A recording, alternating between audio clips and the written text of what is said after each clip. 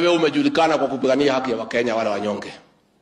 Ningekuuliza kwa heshima, uige baba yako, pigania mashamba ya Maumau. Na wale ambao wako na hiyo mashamba unawajua ni marafiki zako. Utusaidie hapo. Lakini kama tunaweza kuzungumza ni sawa sawa. Sasa Rigiji hakuna ubaya ya watu kuzungumza. Wacha watu wazungumze. Hata kama wewe hutaki kusikia maneno yangu, lakini sikiza tu. Prime Minister, my brother, hatukatai salamu, hatukatai maongeo. We fear you.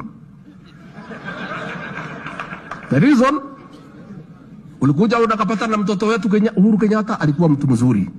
Alitupenda. Alitufanyia kazi.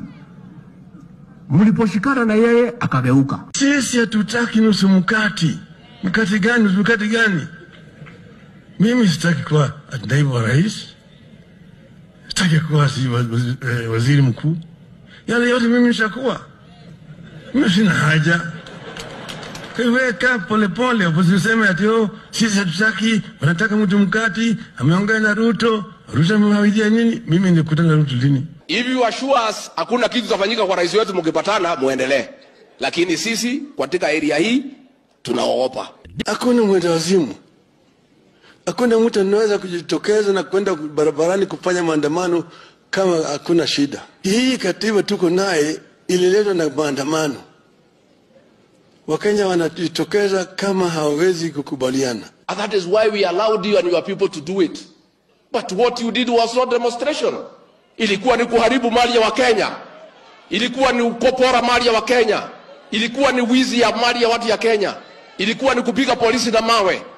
Those were not demonstrations. That was theft. It was looting. It was destruction of property. That cannot be allowed in this republic. Sisi tumetuma Kimani Ichung'wa, wewe umetuma Kalonzo, waendelee. Piga tu kelele kutoka asubuhi alafu mwende nyumbani, no problem.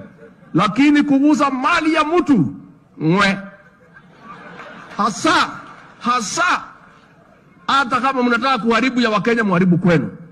Ubaguzi ya kikabila ambayo mnajaribu kuleta hapa, mwache hiyo. Kenya ni moja. Sisi zote ni Wakenya.